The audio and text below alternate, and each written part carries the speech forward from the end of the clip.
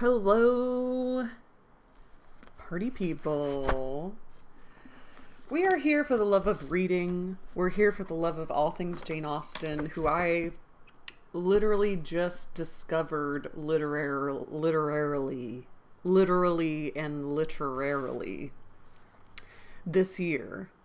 I started with this book. I don't know if you guys know about this book, but it is called Pride and Prejudice. And it was so good to read.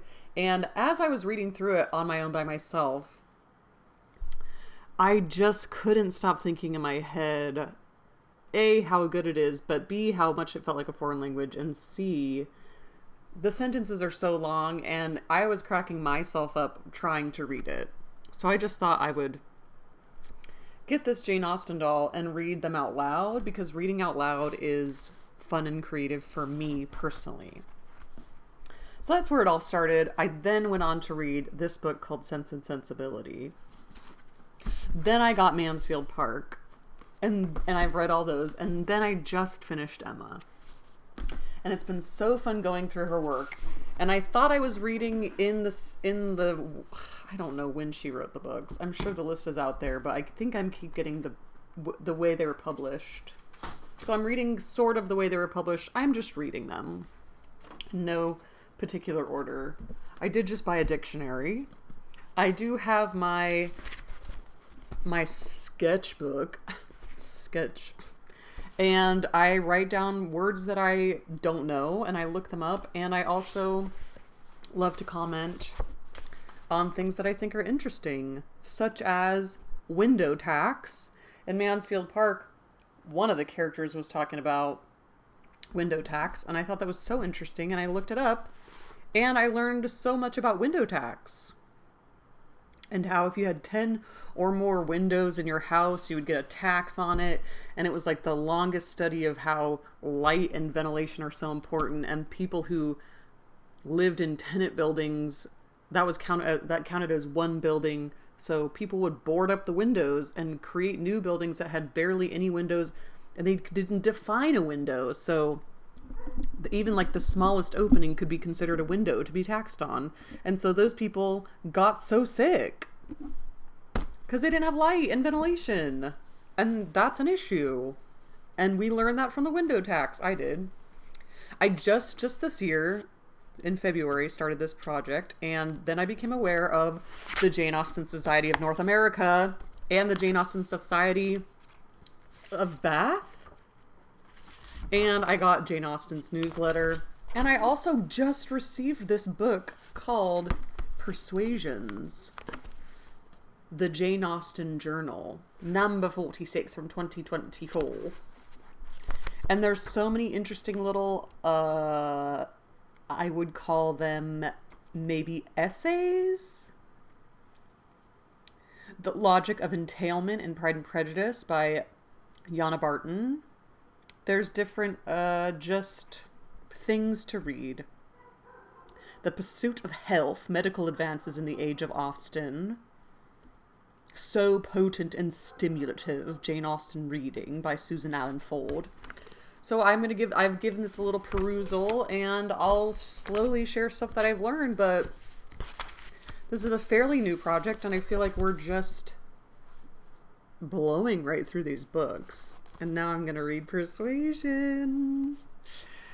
We've got some party people out there who are stoked about Persuasion, and I'm stoked about reading it.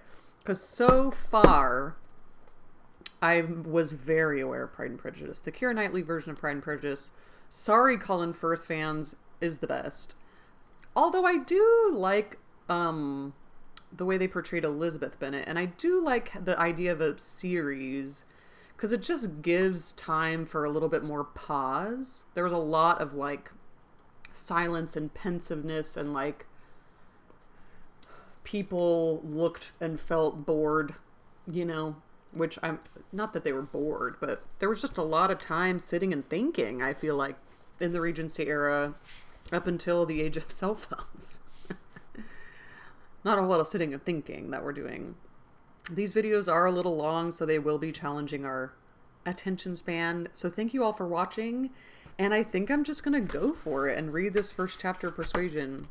Some of the books I've gotten before, like, have tons and tons of glossary and annotation. This book of Emma has a map.